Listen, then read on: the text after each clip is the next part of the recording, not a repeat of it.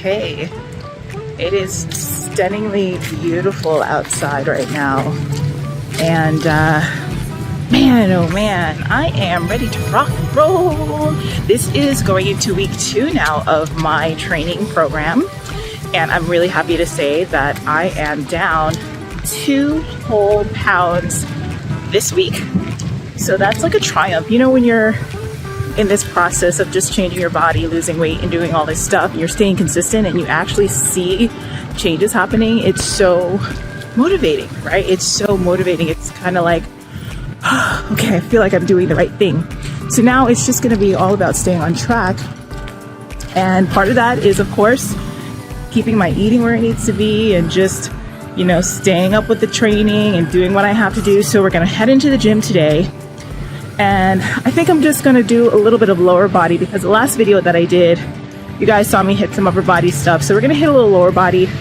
I want to talk about some really key takeaways that you need to think about when it comes to developing the lower half in the gym and training heavy. What does that mean? And then I also want to talk about one of my clients during this video as well, who is prepping for a show. She's going out for her first show ever in figure.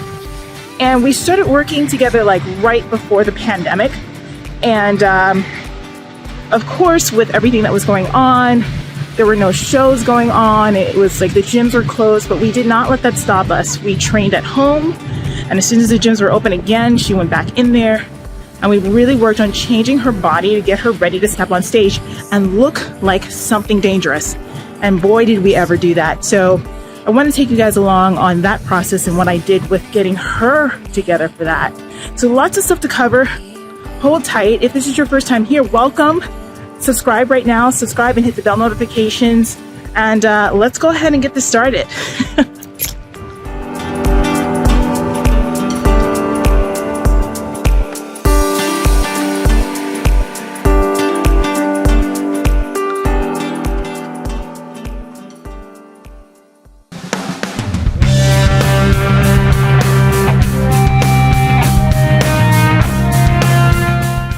All right, let's get started, shall we? So today is my leg day.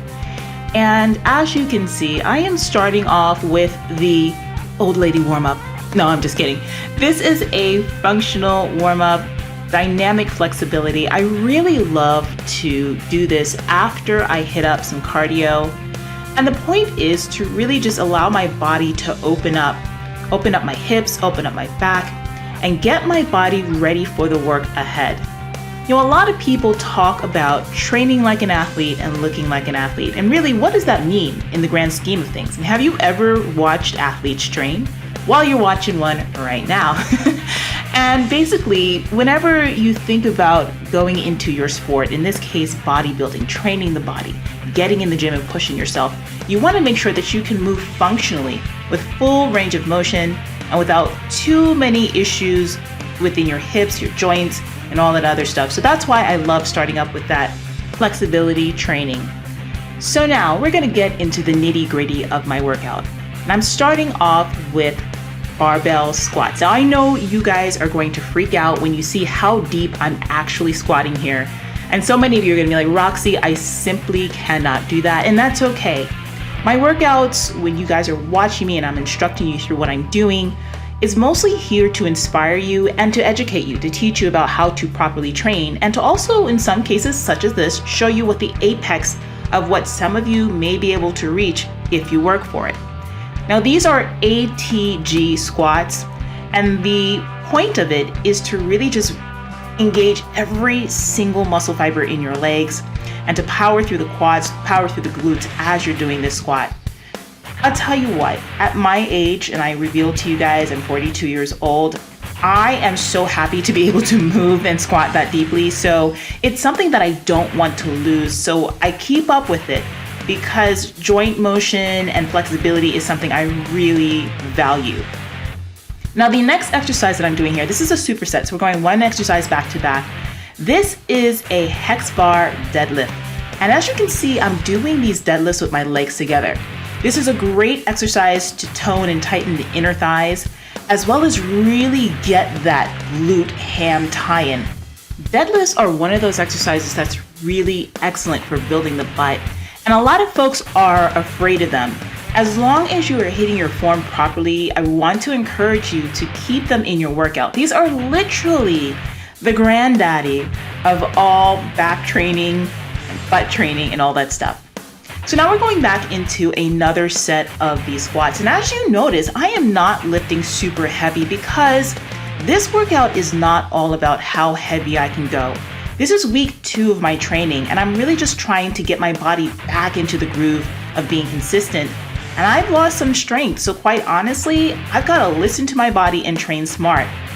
Don't try to push yourself beyond what you're ready for. Your ligaments, your joints, the tendons, those areas tend to take a little bit longer to adapt to your training than your actual muscles do. So you might feel like you can go heavier and push yourself, but those areas are not ready, and that's how injuries happen. So always remember to train smart. Now, I love to superset because I like to be efficient and I like to push myself at the same time. So we're going to go right back into this next set with the hex bar deadlift. And as you can see, I raised the weight a little bit. So this is around 95 pounds. The significance of keeping the legs together is just another way of challenging your body with a very common motion. There's so many things that you can do. Exercises can be progressed so strategically to help you to really just carve out every little piece, every little muscle fiber that's on your body. So think about that when you're training. As you're going through exercises, think about how can I change the angle to add this much of a challenge to what I'm doing to bring out the absolute best body that I can. Now, keeping with the theme of building up the butt, you guys have got to try this one. This is a stability ball hip bridge. Hip bridges are so popular now. You see a lot of folks doing them with barbells, and they're really great for building the butt. But this exercise using the stability ball is not only going to hit the glutes and the hamstrings, but you're also going to work the lower back a little bit more and your core. We always want to be challenging more than one muscle if you really want to change your body. Now, I am excited to introduce this baby to you. Folks were looking at me when I was doing this exercise in the gym. And this one is a curtsy lunge out to a side lunge. We're going with the theme of working the inner thighs in this specific workout and also targeting the glutes. Curtsy lunges, and that's when the leg goes behind me. This is a great exercise for hitting up the inner thighs, the quads for the front legs, and then the glute on that standing leg as well. And then when you land this side lunge right there, boom, that's nothing but booty and quads. Once again, the idea is to step outside of your comfort zone.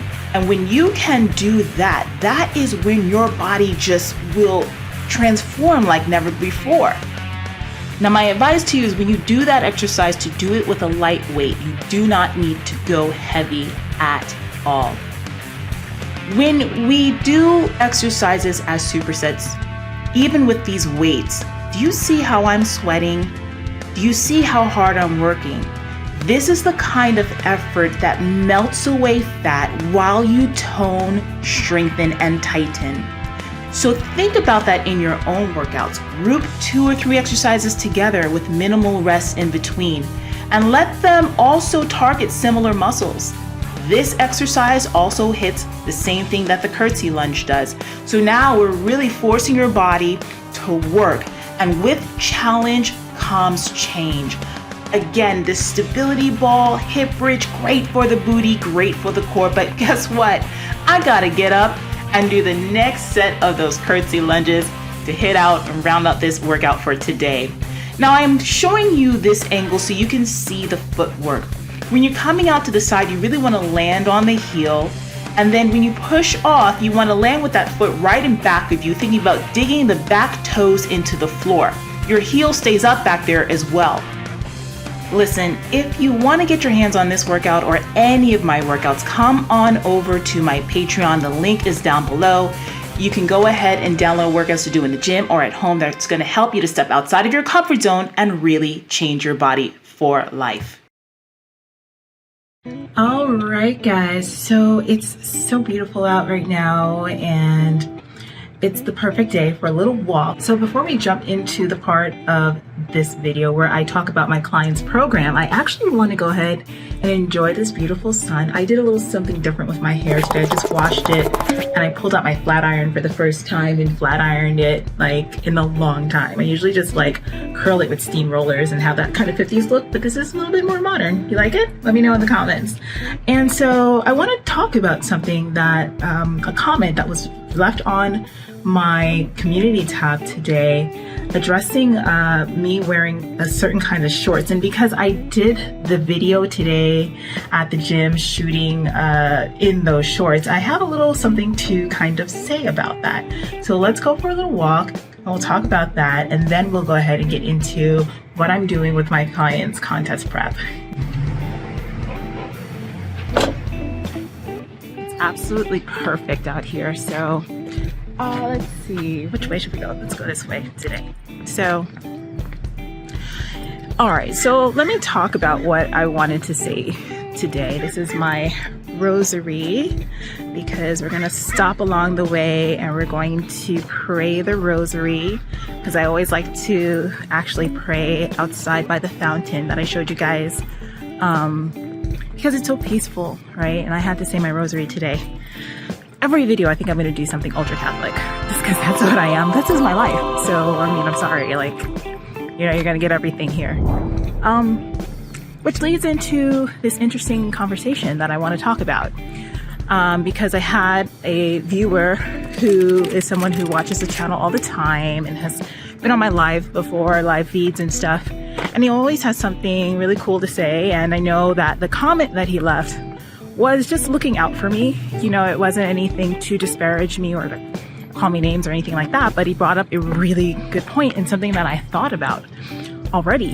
And what he said essentially was that because of the type of shorts that I was wearing, and I'll show a picture, I had posted a picture on my community tab, and I was wearing those kind of scallopy shorts that are like, you know, like the booty lifting shorts that everybody wears nowadays. I like them, you know, and they're super comfy actually. And so he had mentioned, like, you know, be careful wearing those kinds of things, because those are the kind of things that women who listen to Cardi B and Meg Thee Stallion and think that way of life is okay, and that these are pretty much 304 shorts, okay? And if you don't know what that is, that means hoe shorts, okay? Like the garden tool, but not really, right? So I said to him, I was like, you know, it's an interesting thing, because I'm a fitness person. I'm a fitness professional, first and foremost. Don't ever get it twisted. Don't call me an influencer. Don't call me any of that, okay? I am a fitness professional, and I've been doing this stuff for a very long time. And the one thing I've always known when you're in fitness, listen, it's the body. Sex sells, right? And showing your body is a part of it. And the thing is that like, when I was doing things where I was sharing my knowledge, I was sharing everything that I know, dressed a certain way, sitting down, having great conversations, guess what? Nobody was watching it, okay? Nobody is watching it, but people gravitate towards what? In the world of social media, in the world that we live in today, people gravitate towards visual, right? Towards beauty.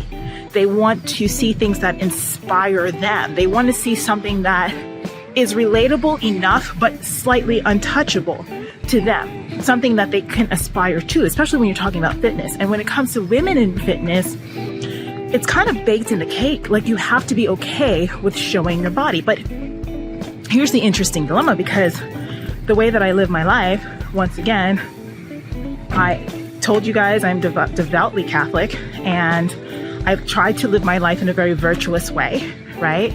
So there are certain concessions that I have to make in order to be successful with my business and getting out there and my image. So I may not do things in a highly sexualized way, right? I'm a dancer. You guys know I was a ballerina for a very long time. That was my career. I was an actress. I was a model. So showing the body isn't something to me that's scandalous. And I try not to do it in a way that is scandalous, right? I try not to have everything hanging out. I try not to like showcase my body in a certain way that would point to hypersexuality. But at the same time, I do have to be very cognizant that people want to see what I look like, and that is a part of what I do, right? So that kind of is where I am. And it's one of those things, it's like, this is kind of like a dilemma with everything, right? It's like when you decide to live your life by a certain moral code, when you decide that your life and the way that you live it isn't necessarily the way that society says that you should be doing it, that especially if you don't agree with that, you kind of have to be willing to pick and choose your battles here, right? And if you're in the entertainment business, if you're in fitness, that battle is, how do I show myself in a way that remains respectful and in a way that doesn't denigrate myself? And so sometimes you guys are gonna see me wearing some shorts. Sometimes you're gonna see me in a sports bra. And that's just what it is. So please don't judge me on that. Don't think that I am promiscuous just because I'm wearing shorts to the gym. Like, that's absolutely insane, right? I'm a woman of virtue. I don't put my body out there like that. I'm not a sexually free woman like that, and what I wear as far as like shorts to the gym, I hope it doesn't put me out there in that kind of light. I don't know. It's just kind of a thing that was on my mind that I felt that I really needed to address because someone brought it up. And I know if one person mentions it, other people are asking too. So that's my answer. So what do you guys think? Like, what are your thoughts? Go ahead and post them below in the comments. Like, is this something that you see that's a problem for yourself? Or do you think that I'm wrong in that, like, I should just be working out in a hijab or something like that and cover every inch of my body? Like, what do you guys think, right? Put it in the comments below because I'd love to hear. All right, now that we talked about that, I'm gonna go ahead, find a little spot to say my rosary, and then we'll go and finish off with the stuff that I'm doing with my client, because I know you guys definitely want to see that. Let's go.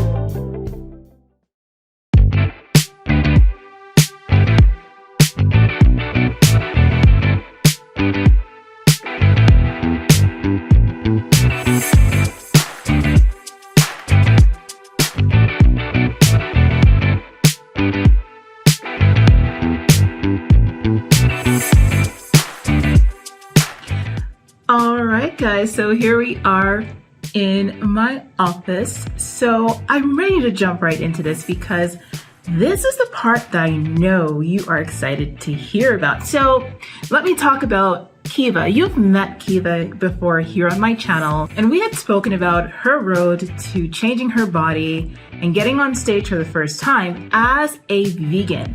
And it's really interesting because a lot of folks think that you cannot do this with a vegan or vegetarian diet.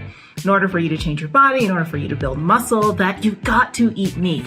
And one of the things I want to assure you is that that is not necessarily true. It is very possible to change your body and to gain muscle and to get stronger and to really hone the body that you want with a plant-based diet. So Kieva's story is really interesting because she came to me back in 2020 around February. So this is like literally right before the world blew up and we were dealing with this global pandemic. And her goal was to get on stage within a year. So we were looking at 2021. However, as we all know, that story turned out to not happening because all the bodybuilding shows were closed down, all the gyms were closed down, so it was really tough trying to get anything together. But we were really productive in our time together. So instead, what we focused on was building her body and ensuring that when she does step on stage, that she looks absolutely fantastic, that she has the shape that will win shows, and that she looks like a seasoned competitor. And that's one thing that I really pride myself on.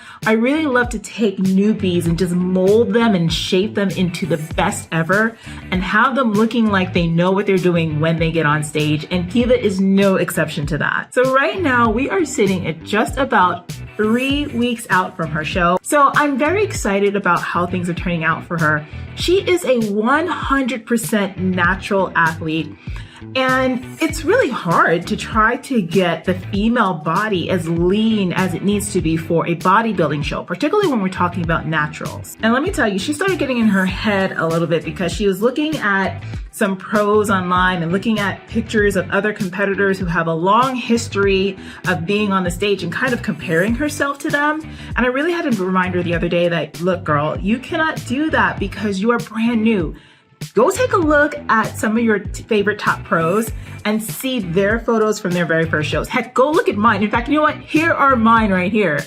I did not look anything like I would look as I became a pro when I was an amateur, especially at my first show. And mind you, I prepped myself. So she's in really good hands. And those of you who are out there who are competitors, especially for the first time, or you're amateurs, I want you to keep that in mind. It's really great for you to get the inspiration that you need from looking at other competitors, and especially looking at the pros. But do realize the pros are the pros for a reason. They've been at it for a long time. Some of the top pros right now were competing back when I was competing. We were all competing together on the same stages from 2010 onwards. So these folks out here have been doing this a very long time. Now, even despite all of that, I really am proud with the work that we're doing and how she's going to be looking when she steps out there. So let's take a look at her stats and exactly what we are doing with her program to bring this body together. So one of the things that I want to look at is her current schedule right now, just about at 3 weeks out.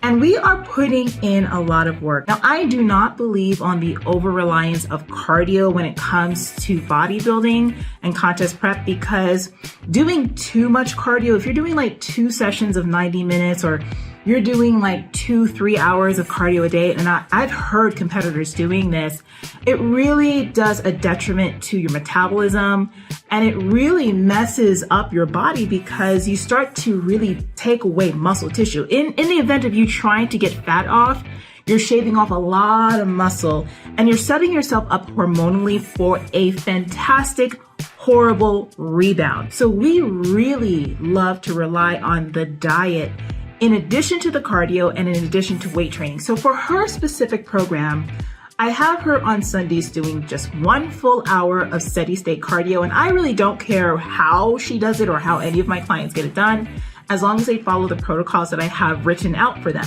Mondays, we're hitting up about 50 minutes of cardio in the morning in a separate session. Then she comes back to do her back and chest workout, followed by about 25 minutes of intervals, which I really would like her to do on the step mill. Now, I love the step mill for my competitors because I really feel like it's the type of cardio that gets your heart rate up.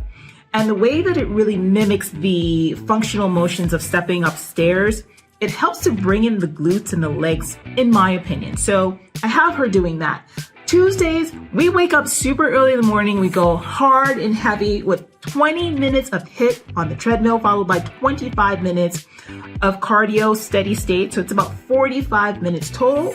Later on in the day, I have her going in with a metabolic workout. Now, metabolic workouts are fantastic. It's like doing high intensity training, but with weights. And the point of it is to keep your heart rate up and to give your body the opportunity to just incinerate calories. And any opportunity that we can have to both keep muscle on by training heavy, by training in ways that make you step outside of your comfort zone and raise your heart rate, is fantastic when we're trying to lose as much fat as possible. Now, after that, I have her only doing about 20 minutes of HIIT cardio on the treadmill and rocking it out. Wednesdays, we're going in and we're hitting legs. So I got her doing some plyos. Plyos are my favorite.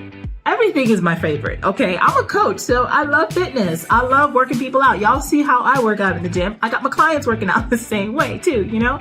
So we do plyos. Plyos are basically plyometric, so lots of jumping, things that are gonna have her using power.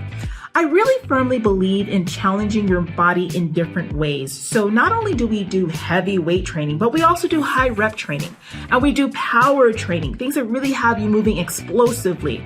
And I find that for my competitors and for changing the body in general, whether I'm working with a competitor or not, those who are able to jump and do plyos, it's really great for shaping up the legs. It's really great for raising the heart rate. So I love to include plyometric workouts about once a week when it comes to my competitors, particularly when it comes to Kieva and what we need to do for her body. Now in the morning, we are hitting that 50 minutes of cardio. And then after the leg workout, she's got 25 minutes of steady state cardio. Now on Thursday, we are going in for that back training, baby. It's all about having that thick V taper, that thick detailed back. That is what wins shows. You know, listen guys, okay?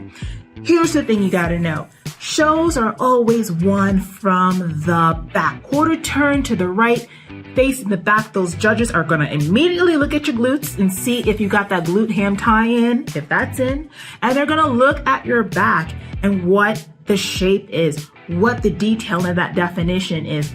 So we've been doing a lot of back work for Kieva, and she has such an amazing physique, just genetically speaking.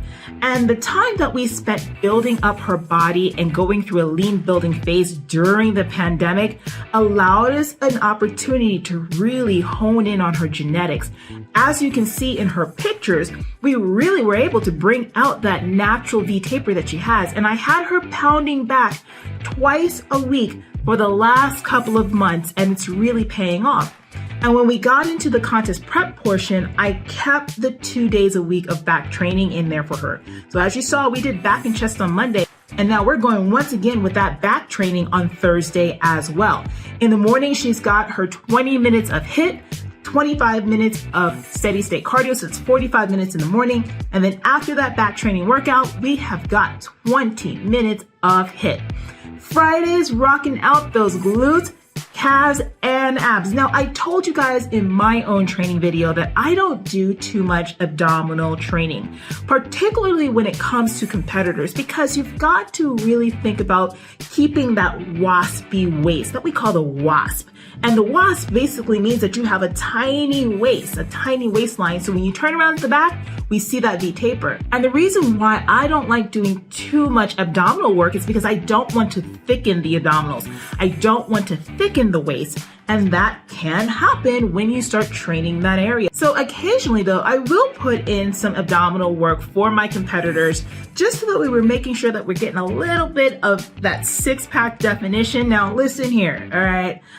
I gotta tell you, I say this all the time, your abs are made in the kitchen, okay? So doing a bunch of sit-ups and all that other stuff isn't going to give you an automatic six-pack. In fact, you already have a six-pack.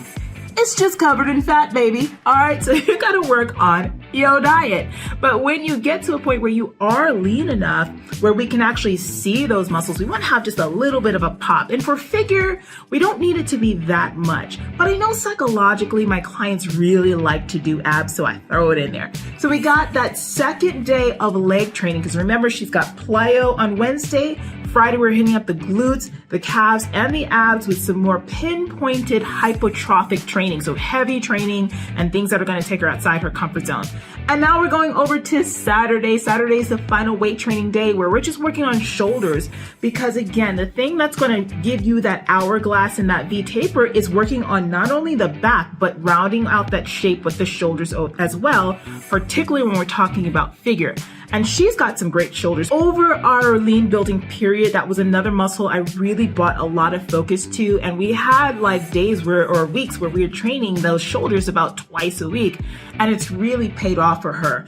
And then on Saturday in the morning, she's got that 20 minutes of HIIT, 25 minutes of steady state cardio, followed by 20 minutes of HIIT after that shoulder workout. So lots of really great stuff, really pushing it in the gym. Unfortunately, she's telling me that she's really tired, she's hangry and cranky. And when I heard that, I was like, oh my gosh, she's gonna be so ready. Her body's gonna look absolutely fantastic, because those of us who are in the know in the industry, those of us who have competed before, we know that when you're hangry, cranky, and tired, your body is ready to go, honey, okay? Because being that lean, it's not natural.